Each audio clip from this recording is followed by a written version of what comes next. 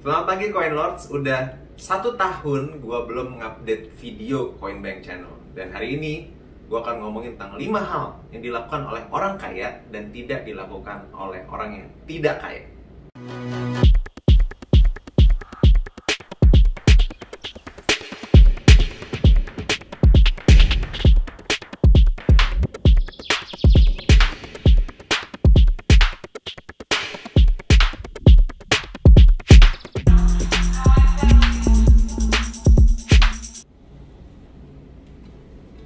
Hal yang pertama adalah investasi dulu baru konsumtif. Kebanyakan orang yang tidak kaya, mereka berpikirannya setiap mau gajian atau menerima profit dari penjualan mereka udah mikirin, oh gue mau beli apa nih, gue mau beli iPhone Pro 13 nih, gue mau beli ini, mau beli itu. Yang dipikirin konsumtif doang. Nah, kebanyakan orang kaya tidak melakukan itu. Mereka akan berpikiran, gue harus investasiin ini kemana, gue harus berinvestasi di mana. Baru setelah dia melakukan kewajiban dia berinvestasi, baru dia konsumtif sisanya. Karena kebanyakan orang kalau konsumtif dulu baru investasi, dibalik biasanya yang diinvestasikan duitnya udah nggak ada, udah habis bos. Duitnya udah habis, jadi dia nggak pernah berinvestasi tiap bulannya. Yang kedua, orang yang berbisnis itu bisnisnya balik modalnya harus 2 tahun atau ke bawah. Maksudnya gimana? Contoh misalnya dia bikin salon, dia keluar modal 1 miliar. Nah, 1 miliarnya itu kalau mau jadi kaya harus balik dalam 2 tahun atau ke bawah. Jadi profitnya per tahunnya kira-kira 500 juta atau 50% dari modalnya. Kalau misalnya lebih lama daripada itu, contoh misalnya dia buka salon dan balik modalnya baru 5 tahun, baru 10 tahun. Kalau 10 tahun berarti dia profitnya 10% per tahun. Nah, 10% per tahun, baru balik modal 10 tahun, terus kayaknya kapan? Kelamaan bos.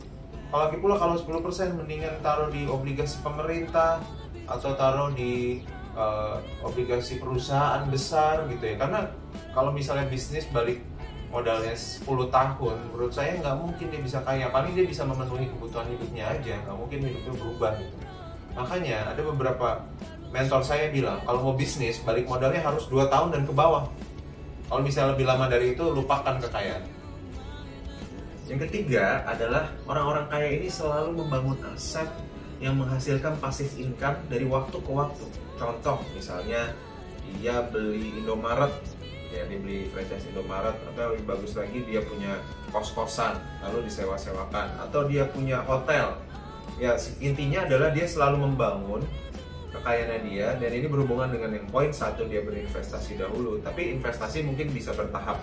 Pertamanya mungkin di reksadana, atau misalnya kemudian meningkat ke Indomaret, kemudian ditingkatkan lagi ke kos-kosan, ditingkatkan lagi dan seterusnya. Karena dengan adanya passive income yang semakin banyak ini, dia bisa menghasilkan uang dalam keadaan kasarnya nih, dalam keadaan tertidur pun duit tetap masuk di luar dari aktif income-nya dia. Entah itu sebagai direktur atau sebagai pebisnis, dia terus sibuk membangun aset yang menghasilkan passive income dari waktu ke waktu. Yang keempat adalah memiliki koneksi yang sudah kaya atau koneksi teman-teman yang berpotensi menjadi kaya. Maksudnya berpotensi menjadi kaya tuh gimana? Basicnya gini, gue cerita aja tentang apa yang terjadi dalam bisnis gue. Salah satu investor di bisnis gue adalah anak berumur 20 tahun. Tapi dia bisa menginvestasikan uangnya sampai angka 100 juta rupiah dari segala tabungan yang sudah dia tabung selama ini. Jadi orang-orang yang seperti ini, anak yang usia 20 tahun berani berinvestasi 100 juta, menurut saya dia punya potensi untuk menjadi kaya. Sedangkan di luar sana, anak-anak usia 20 tahun tuh ngapain? Clubbing, ya kan? Beli handphone, ganti handphone, gaya hidup, make up, dan lain sebagainya. Saya nggak menyalahkan hal itu, tapi maksudnya fokusnya itu kelihatan gitu. Ada satu perbedaan antara orang-orang yang berpotensi untuk menjadi kaya dan orang-orang yang berpotensi untuk menjadi tidak kaya. Walaupun mungkin dia dapat uang jajan yang besar dari orang tuanya. Jadi kalau kita punya koneksi di situ, itu menjadi sebuah kelebihan kita. Apalagi kalau kita punya potensi, punya koneksi orang-orang yang sudah kaya. Contohnya apa? Salah satu kenalan saya adalah department head sebuah perusahaan, saya tidak sebut namanya, tapi basically posisi dia itu satu level di bawah direktur utama. Padahal umurnya masih muda, masih usia 35 tahun. Jadi kalau kita punya koneksi-koneksi orang-orang yang sudah kaya, itu juga bisa berpengaruh terhadap pola pikir kita, gaya hidup kita, cara kita berpikir. Saya selalu sebelum mengambil keputusan, saya nggak pernah ngambil keputusan sendiri.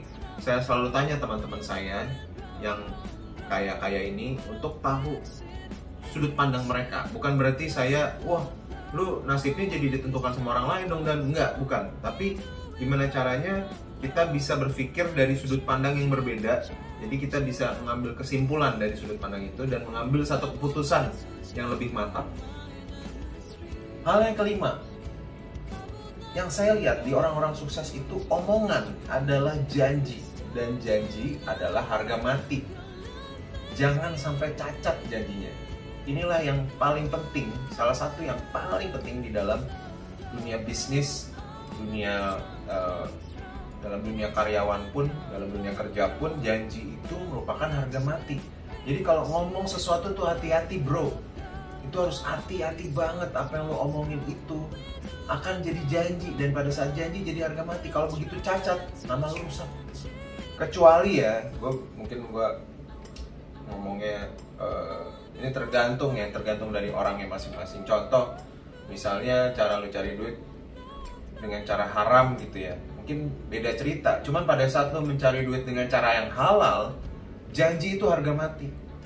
Karena begitu udah cacat, nama lo rusak. Begitu nama lo rusak, orang-orang kaya itu koneksinya juga kayak mereka akan ngomong, mereka akan lemes ke sana sini, ngasih tahu nih si ini gini, si ini gini, udah nama lo nggak bakal bisa lagi dipakai.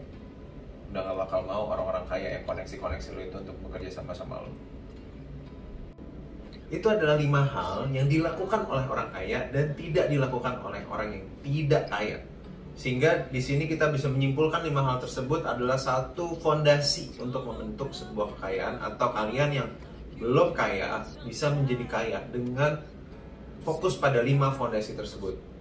Itu dari saya hari ini, Mr. Finance. Sampai ketemu lagi di video-video selanjutnya. Salam Coinbank.